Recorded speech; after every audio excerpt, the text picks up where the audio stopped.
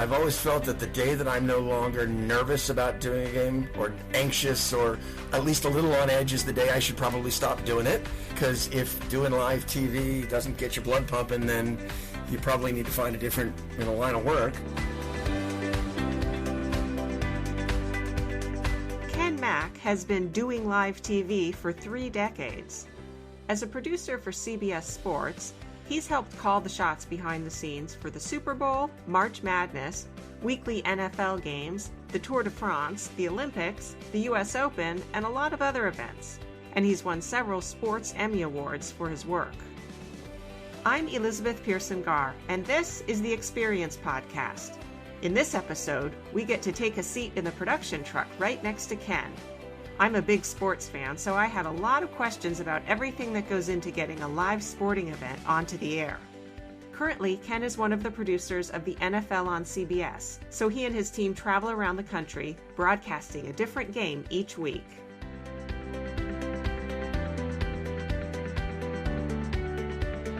I appreciate you doing this because I have so many questions. I'm really excited to get to talk to you, Ken. Yeah, no, I'm happy to do it. Oh, thanks. Fire away. Let's go. Okay, thanks. I feel like we're such a sports-obsessed nation, and so many of us just love watching sports and feel like we know so much about it, but we don't really know much about what goes on behind the scenes, and we just kind of take it for granted that we sit here and we cheer and we get to enjoy it all couch side most of the time, and there you are in the trenches. And so I'd love to get the real scoop from what it's like in the booth or in the truck, I guess, is maybe where you are. In the truck, yeah. Mm-hmm. You're a producer, a sports producer. Can you tell me kind of what that entails? Let's take it the day of the game. Let's start there. Sure. The week begins Monday, but the nice thing is when it ends on Sunday, let's say we're doing an NFL football game, the day of the game it's kind of the fun stuff at the end of the week. It's a very long week of preparation, but Sunday morning traditionally is busy with making sure that we are set up for everything that we've planned during the week. We'll spend the morning going over our graphics, going over all of the pieces of videotape, rehearsing things with the announcers, and then we have involvement in a lot of the CBS pregame shows. And in and around that and getting everything done and getting the announcers chances to set all their stuff up, we make it to air, and we'll do a little pregame show about 5 minutes before the game actually begins, and then come 1 o'clock or 4:25 or whatever time it is, we hit the ground running and see where the game takes us over the course of the next 3 hours.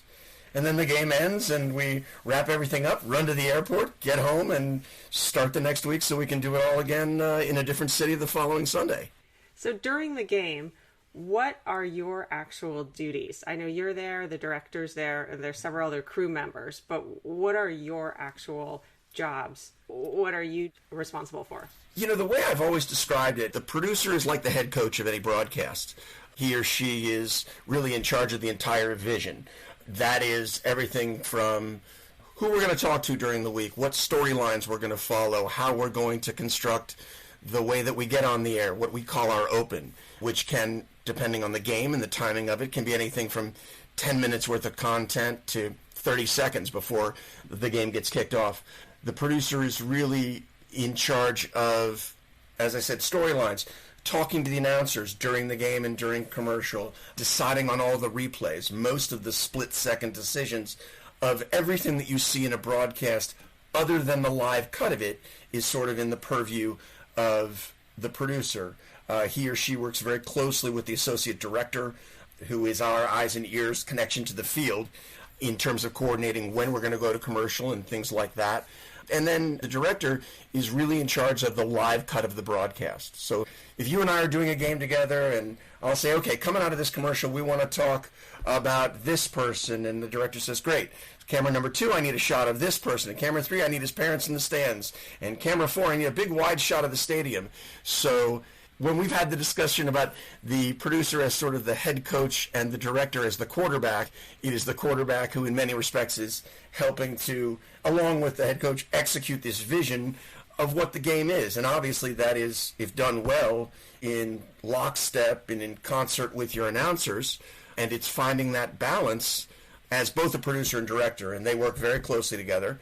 It's that balance of going where the announcers want to go, but also getting them sometimes where you feel like the show needs to go. And it's like any business or any marriage or any relationship, it's finding the right balance and the push and the pull to tell the best story that you can. So how do you do that? That maybe goes back to what you were referring to earlier in the week. You sort of start on the Monday.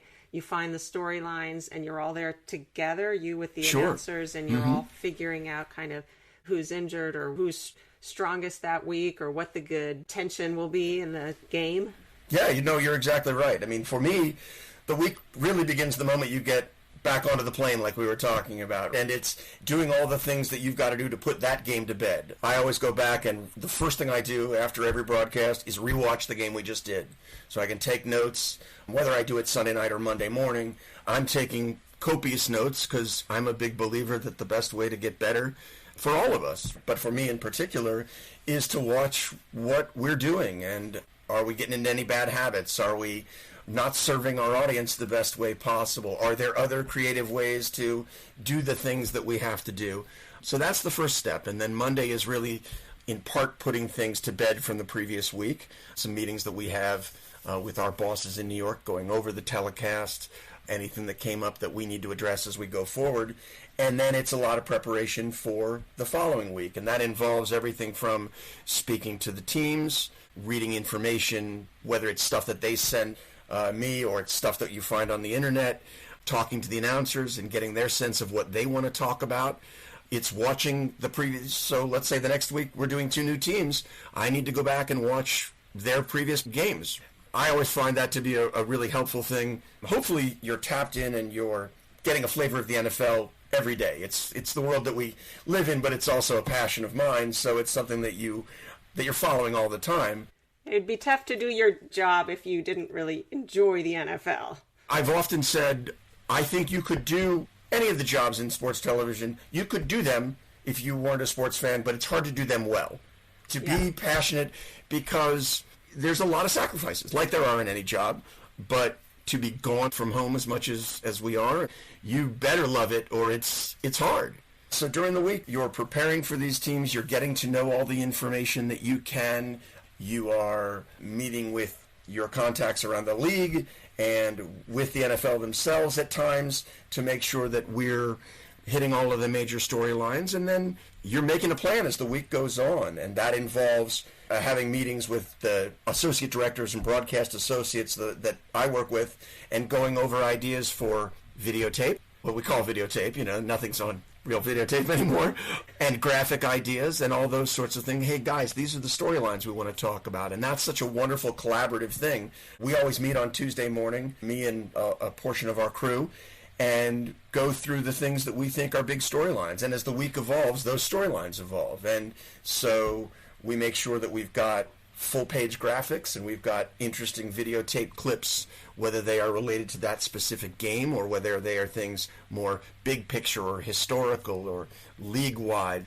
And then as the week progresses, storylines change and you have this great collaboration with your announcers, and it's not just the 2 announcers or 3 that you have in the booth, but also your sideline reporter. And our sideline reporter that I work with during the NFL does a terrific job of, hey, I saw this thing on Instagram, this player, it's something he's really passionate about, and we want to be able to talk about that kind of stuff too, to humanize some of the guys if the time allows. And so it's always great to have those graphics or pieces of videotape in your hip pocket to tell those stories well. And then you go in, and as the week progresses, you make a plan for what you want to do and what your major storylines are, and we meet with the teams on Friday and Saturday. And then we meet as a production team on Saturday night and kind of go through everything. I think if you're doing your job well, you go in with a great plan, but then the game takes you where the game's going to take you. You need to know these are the storylines that we've got kind of going in, and these are the things that we want to talk about. But if the game takes a turn, you got to go with where the game's taking you if you're doing it right. So when you say you meet with the teams on Friday, what does that entail? Are you meeting with a couple of the people on the coaching staff? Are you meeting with some of the players? What are you looking for when you're meeting with the teams? It really depends. So in a normal year, traditionally what our crews would do is that you'd fly into a town on a Friday and you'd meet with the home team that day, and you'd go to practice and get to see them on the field, and then you'd go back into their practice facility and you'd go meet with the head coach and the quarterback, and then a different combination of other players or coaches. And part of that really depends on who you're working with. Different analysts, and TV is really an analyst's medium, whereas radio, I have always thought, is much more of a play-by-play person's forte. It's the analyst that drives the train on TV. Whatever he or she sees, that's really the voice that you're presenting. I mean, they are the ones who kind of help you figure out what you want to talk about and how you want to make it accessible to the public. And depending on the analyst, some of them are more analytical and would like to talk to a lot of coaches and a couple of players. Some would like to talk to a lot of players and just the head coach. Also, some of the play-by-play guys, they'll have an idea of who they'd like to talk to, and all that helps sort of round out your story. So on Friday, we get a chance to speak with the home team, and then Saturday, when the visiting team gets into town, what we've always done, or until last year, is that we'd go meet with them at their hotel and talk to, again, a head coach and a handful of players, and all of that helps us tell the story that we want to tell on Sunday. Now, last year was a little bit different. For the first time, no one was setting foot in anyone's building, so we all got quite acquainted with Zoom and conference calls and things of that nature, and it allowed us to get a certain level of access, but not as much as we've had previously. Do you think they might want to keep you at arm's length a little bit, as long as that's what happened? It's interesting. I think that there'll be a combination. There's certainly a benefit to being there in person, but there are certainly benefits to doing things remotely from the team's standpoint, but also from ours. When we go to see the visiting team, when they come into town on a Saturday, they may be staying an hour away from where we're staying, and there could be, like in a town like L.A., the hotels where most of the teams stay are about 45 minutes from where we stay, and now you're stuck in L.A. traffic both ways, and you get to the hotel and the team may have had a delay on their flight, or they've got a problem with the buses, and next thing you know, you're spending 2 hours that you could be sitting in your hotel room getting work done. You're spending it just sitting there in their hotel waiting for them. So we'll see what happens. We'll figure out something that'll be mutually beneficial. Teams have always been great to work with because they want the best product out there as well, and they really understand what we're trying to get done, and we try to be so respectful of the fact that they've got a game to play, and we want to do the best we can to get the information that we need but not make their lives too difficult. So it's a nice partnership. It's a mutually beneficial relationship. I mean, they need you guys to broadcast their games. Yeah, otherwise, sure. no one's going to... otherwise, X number of thousands of people will see it, but not the millions. Exactly. So by Saturday night, you go in, you said, with a plan that can take many left turns, depending on how the game goes. Is that sort of a general, rundown you've got of how you're hoping or thinking the game will go? You've got certain graphics in place, certain ideas of what you'll go with? I don't think it's always beneficial to overload your announcers. They've spent a week preparing for the games, and they're such amazing professionals that they have a really good sense of the stories that they want to tell as well. So we certainly don't want to be sitting in a meeting for 3 hours and kind of going through every detail. So we really try to plan out that opening 4 minutes before we're on the air, the little pregame show that I was mentioning. I think that's always a good thing. And then we kind of go through, here are some of the big graphics and some of the videotape that we may want to show, some of the real big picture stuff that we think ties in well to the broadcast and things that have come out of our research or our meetings during the week. And then it's really sitting and sort of talking about the themes going in. Hey, just listening to your analyst talk about, okay, this is what I think are going to be the big storylines of the game. It's this cornerback against this wide receiver matchup. It's the great offensive line of Team X against the very good defensive line of Team Y, just so that we're all on their page, that we're all seeing the game through the same set of eyes, so that as the game goes on, we can be prepared for things like that. And that can be things as little as, boy, I love this matchup between this wide receiver and this defensive back, and they're going to match up all over the field. This great cornerback is going to follow this guy over the field. Well, we want to make sure that not only do we have information about the two of them, but we've got even little things like, if we're going to do an in-game package of them, a little highlight package in the middle of the game, we want to make sure that we've got a little graphic for the beginning of that package. So that needs to be built in advance. It's little stuff like that hopefully to the audience becomes seamless, but takes time for the graphics people to work on and the videotape people to work on, and then knowing what our 30,000 feet storylines are going in, and then starting to get smaller and smaller as the game gets going. Like you said, you're the head coach of the broadcast. What are you doing? What are you saying?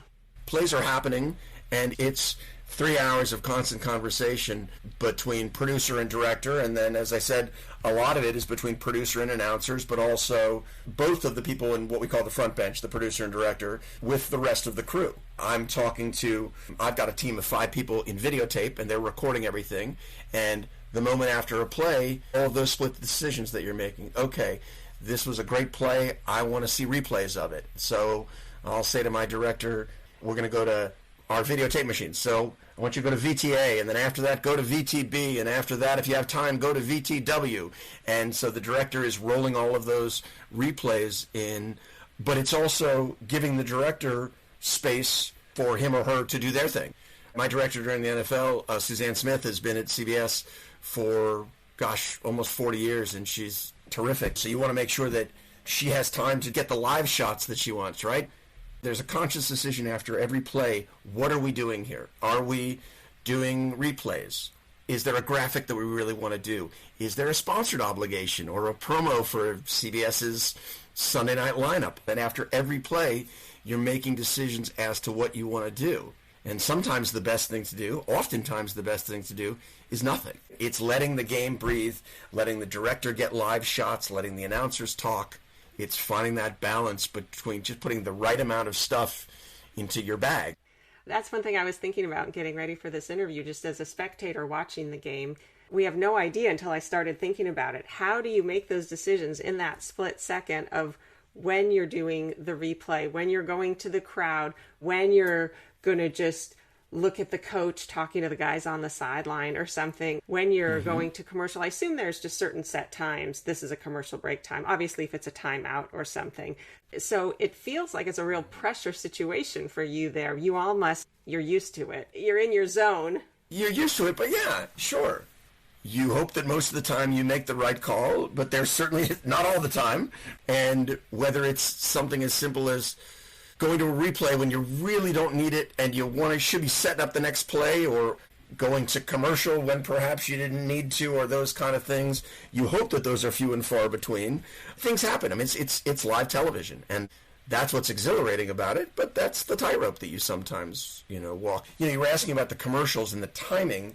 For the NFL, there are sort of, I don't want to say standard times. It's much less formulaic than something like college basketball, which we cover a lot. College basketball has distinct times. You know exactly when you're going to commercial. Traditionally, you go to commercial at 16 minutes, 12 minutes, 8 minutes, and 4 minutes. Oh, wow. Of each half. So prescribed. As soon as the clock hits 16 minutes, the next dead ball, the next stoppage of play, you go to commercial. 16, 12, 8, and 4, and then there's usually one extra timeout. During the NCAA tournament, there's one other big commercial, and then there are little commercials, 30-second breaks when the team goes away. But during the NFL, it is not as formulaic. It has a rhythm and a routine to it. And the NFL, years ago, used to have 5 commercials in every quarter, and it was a lot of time. And you would oftentimes go to commercial in what we would call a double-up. You would go to commercial after a touchdown, and then they'd kick off, and you'd go right back to commercial. And the NFL found that to be something that the fans just hated. And what they also found was that they didn't mind as much if the commercial breaks were a little longer. So maybe 5 years ago, the NFL made the very astute decision. Instead of having 5 commercials that were a minute 40, I think we have 4 commercials a quarter that are longer. They're 2:20, 2:30. And it's helped the flow of the game immeasurably. That double up that I mentioned almost never happens anymore. And it's one of those little things that you're sitting at home, you probably wouldn't realize, but I think it's helped the flow of the game from a viewer standpoint, and I think for the players in the field too. From your standpoint, you just know that after a certain amount of time, the next dead ball, you need to go. Well, no, it's really at the end of a drive, sort of a natural play. And the NFL has kind of, I don't want to say strict guidelines, but they have ideas of when they'd like you to. And our associate directors, the lead associate director, who is the one who sits in the truck, he or she is in constant contact with the people on the field saying, okay, after this punt, we're going to go to commercial. Well, all of a sudden, if there's a timeout, but the team is at the 10-yard line going in, they may say, we don't want to go to commercial here. We don't want to ruin a team's momentum to go away for 2.5 minutes instead of just 30 seconds, so we may not go to commercial. That's a constant conversation that the associate director is having with the people on the field.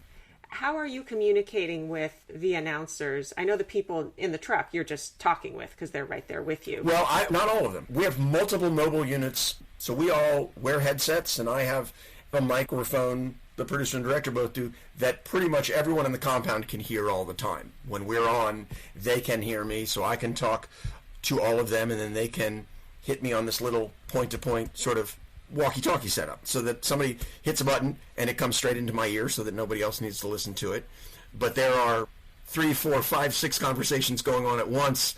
I may be talking to 2 people in videotape, but also saying graphics, hey, let's make sure we've got that going up, and somebody may be saying to me, don't forget we want to do this promo, and all of that kind of stuff is going on, but that's what we do, right? It's that level of multitasking that you get comfortable with, and a lot of give and take during the game with the producer and the announcers is happening while they're on the air. You know, we mentioned the commercial time. We try to use that really advantageously. I mean, we try to give them a little break, but we also talk about, okay, what haven't we hit so far? What storylines are we missing here? I'd like to make sure we get this promo in after the kickoff and all of those kind of things. But it's also taking a step back and sort of, how are we? Where are we?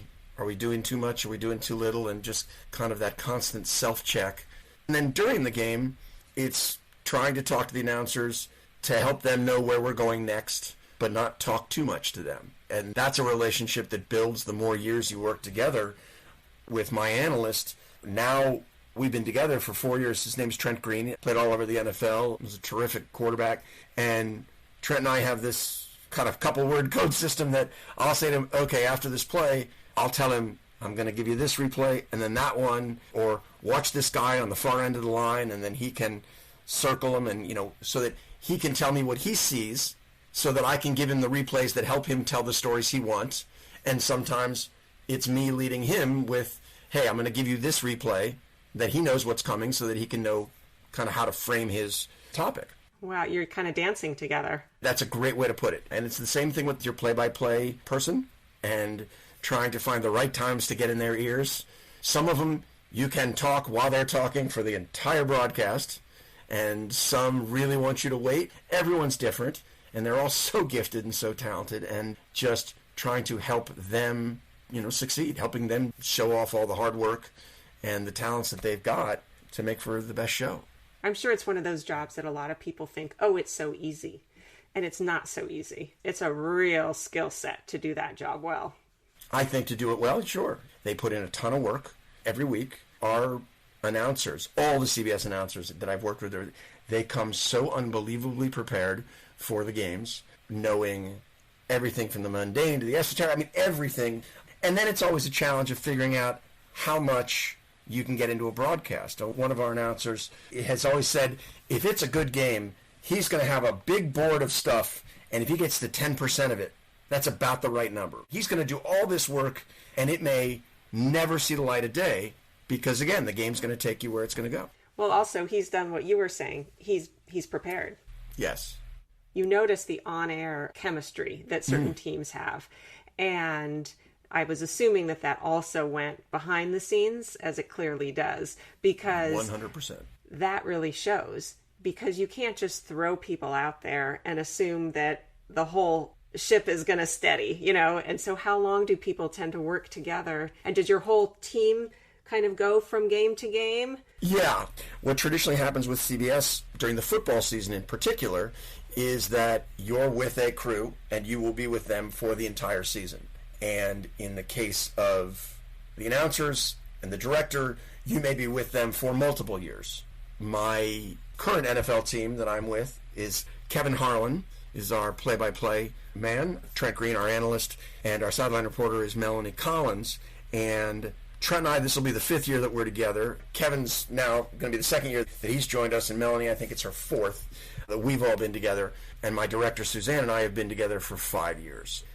Certainly with the on-air group, you get a sense if you're watching the game, if they have chemistry, if they're listening to each other. It's one of the most important things in life, but certainly in our business, is listening to each other, so that the analyst isn't saying something and then the play-by-play guy is going back and re-asking the same question, or that the producer and director are listening to each other, that we're all pulling on the same rope in the same direction. It's very much like a team on the field. On a normal regular season game that we'd work on, a football game, you'd have 2 or 3 big mobile units that come in, and myself, the director, the technical director, who is a key part of the broadcast, the person who pushes all the buttons next to the director, all of that group sits in the front in the first truck, along with our videotape people and our associate directors, and then there's a second truck which does all the graphics and all that kind of stuff, and then there may be a third truck which has maintenance and some other things. So those trucks usually either park right outside or right underneath the stadium, and then our crews, our technical crews, they work so hard. They come in, and on Friday and Saturday morning, they're building into an entire stadium. I mean, they're running cables when they need to and setting things up, and because every week all the cameras get constructed and everything, and then they all go away because somebody else may be coming in the next week to do it. And those trucks, those 2 to 3 trucks, are traveling from city to city? Mm-hmm. We also have a technical crew, and there's a core part of that crew, which are people that my director and I have worked with us every single week. So wherever we go, hey, we're in Seattle this week, we're in London the next week, we're in Dallas the next week. They're with us every single week. We also have a group of people in a TV truck, a mobile unit crew, an engineer for it, and the drivers, and they all come with us every week too. So these guys, talk about tough work, these guys, the drivers sometimes are going straight from one site to another site, to another site, to another site. They do such amazing work to keep everything, all of this equipment running unbelievably smoothly every single day.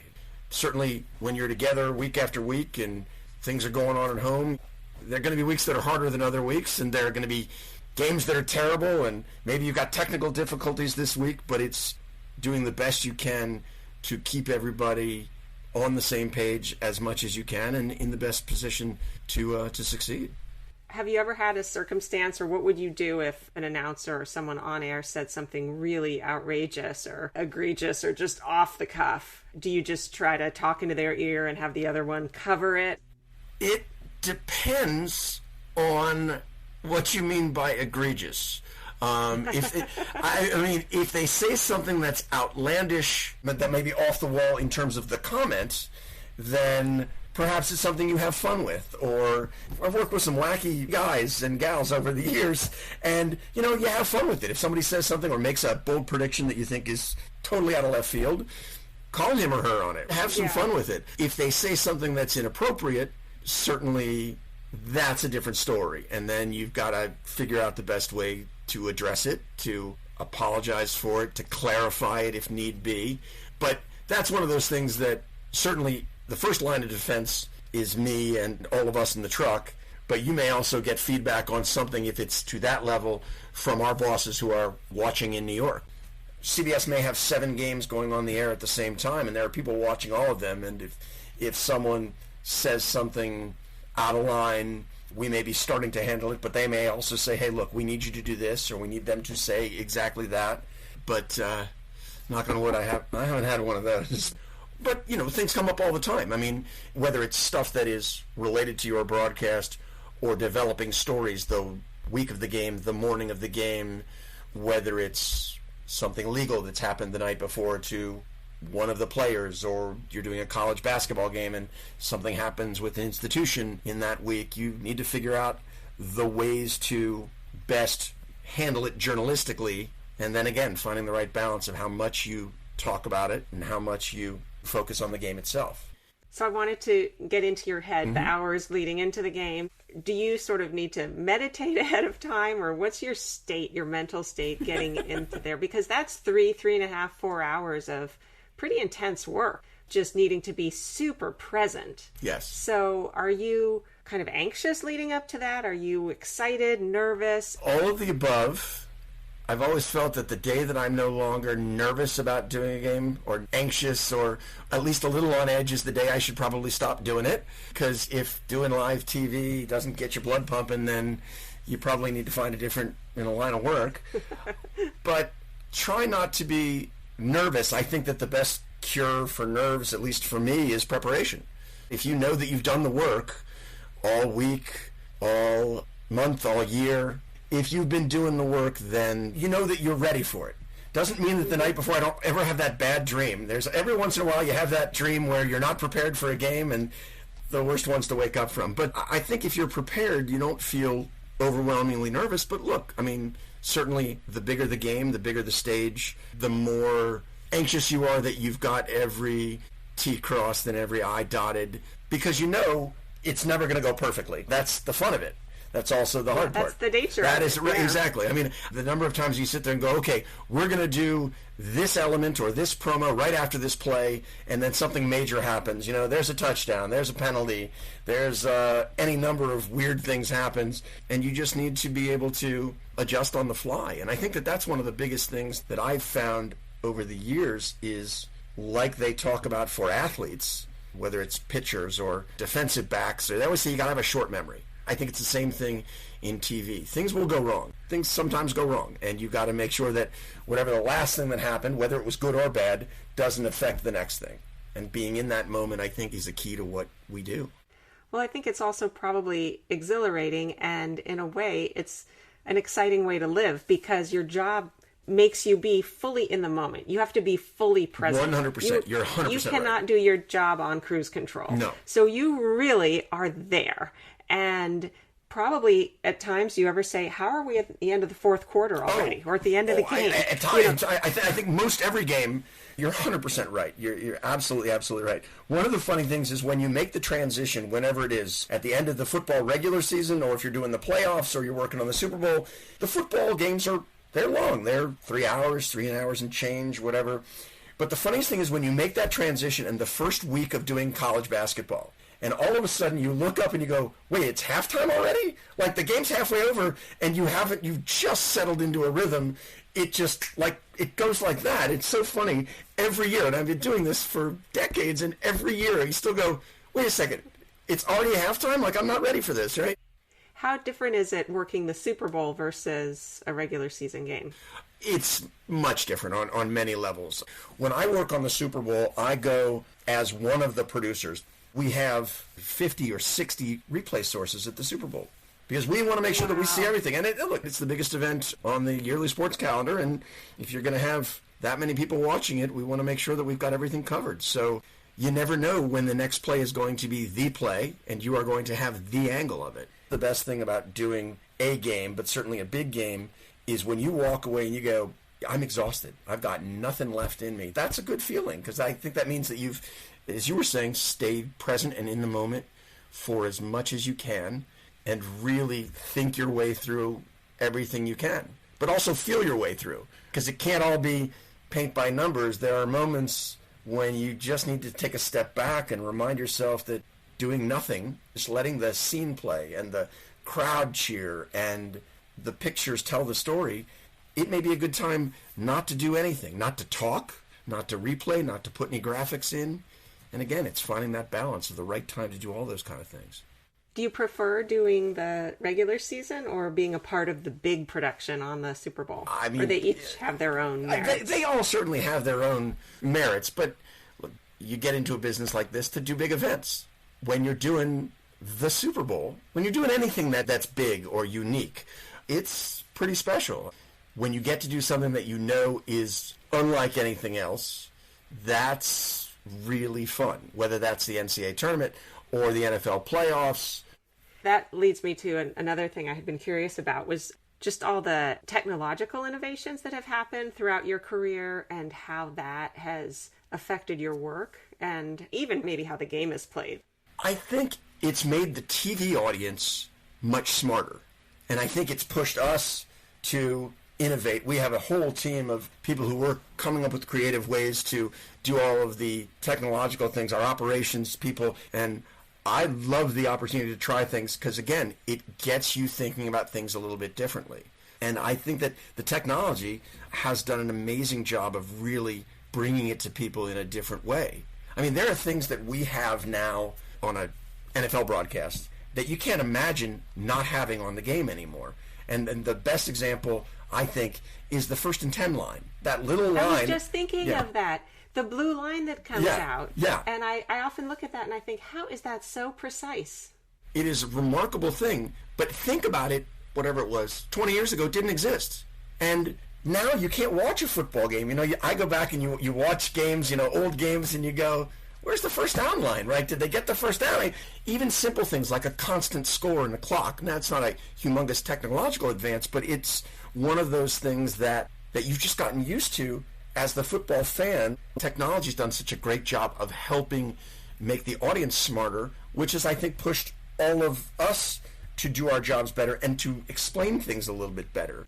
And I'm sure you have to weigh off all of these things, too. The audience is so varied. There are some who really want the analytics. There are some who want the real gameplay. There are some who want the personal stories. Yes. I mean, that is what draws people in. Like, I think about, my mom loves sports, but she's really drawn in by knowing the backstories on all the personal stuff. And I'm sure there's other elements too that draw people in. And so how you kind of weave all these together, and it's a broadcast, right? So you have to get to the broadest audience. Like you said, I guess it's the balance, right? It's the balance. Right. Some of that, I think, is predicated by the people you're working with. You want to put them in the best position to succeed. So some of the broadcasters that you work with are better storytellers. Some are better big call, meat and potatoes, doing the play-by-play kind of people. Some weave a nice combination. So I think what we do and the way that we see the game has to, in part, be informed by the people you're working with. Your broadcast is going to be a little bit different because you want to play to their strengths. What part of your job do you find the most enjoyable or sort of exhilarating, and what part would you do away with if you could? The most exhilarating part is the teamwork. I think it's the camaraderie. We kind of went through the schedule, and this is what we do on Fridays, and we do on the one really nice time that's, I think, has always been a wonderful thing, is that sort of Friday night we try to get the whole crew together and go out to dinner. And it's great if there's no football talked at all. Now, there usually is, but it's really nice as we get to know each other, because there are different people coming into your crew every year, and it's trying to get our production team. Now, we can't really do it with the entire technical team, too. It's a much bigger, complicated thing. We try to do that a couple of times a year, but for the production team, if we can get out to dinner every week, that's a really nice thing, because you start to get to know people. And to your earlier point about chemistry on air, I think you feel when a group of people has spent time together and likes each other and is invested in each other, because you start to see the game the same way, and you trust each other, and trust is a big part of all of it. The biggest drawback is the time away from home, and I love what I do, and I love traveling, but it is tough to be away from your family every week, especially when your kids say, hey, why are you going again this week? I really don't want you to go this week. That's really hard. But the answer that I've given my two kids forever is, boy, I don't like being away from you guys any more than you like me being away, but you'd much rather I was doing something I loved and felt strongly about, and had a career that I just felt so blessed to have, than I was doing something I didn't love and was home more, because, it probably wouldn't be too much fun to be around. So in the NFL season, when are you home? You're home for a couple days? I'm usually home. It depends on where we're going for the week. If we're going to the West Coast, I traditionally leave on Thursday night and come home on Monday. If we're going to a place that I can get to Friday morning, I'll leave Friday morning and come back Sunday night. So the schedule often dictates how much time you're home, but pretty much from the middle of August until the middle of April, there are not a lot of Friday and Saturday nights that I'm here. If you find a road family that you really like and respect, it makes it a little bit easier, but certainly not the easiest thing to be away from home. Do you have any goals, any dreams that you haven't yet reached of things you'd love to produce? One of the things that's fun about what we do is it's the only real, true reality TV. When people say, oh, I'm doing a reality TV show, it's always being edited, and there's a producer and a director working on that. For us, the game kind of plays out, and you get to experience it. So even having done it for this long, it still feels new every week. So there are still challenges every time, and I think it's just kind of finding ways to get better. That's the only thing that I really kind of every week and every year try to do is, how can I get better, and how can I challenge myself? What kind of new things can we be a part of and just have fun with? Are you just exhausted by the end of the season? Yes. Yeah. But you said you roll right into basketball. Yeah, and usually by the end of April, I'm whooped. It's tiring, and it's a lot of travel, but again, when you love what you do, you still don't feel like you're working. It's tiring, but it's not so bad. It's absolutely worth it, yes. Well, I've taken way too much of your time, but thank you, Ken. It's my pleasure. Appreciate you doing this. It's been fun to take the time and to talk over some stuff. I appreciate you doing it. I feel like I've really gotten a seat in the truck, so thank you.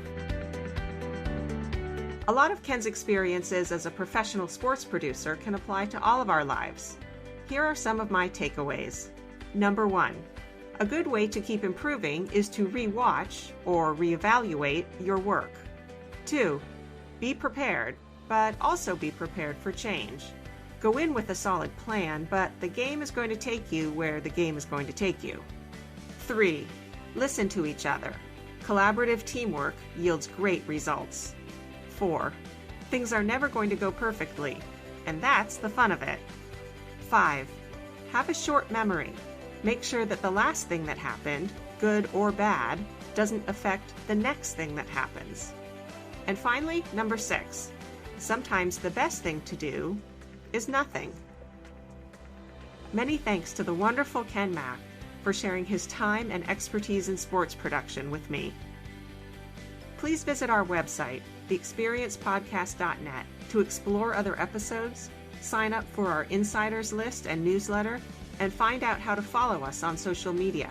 And if you liked what you heard, please rate, review, and subscribe to this podcast. It helps others discover us. I'm Elizabeth Pearson Garr. Thanks for joining in the experience.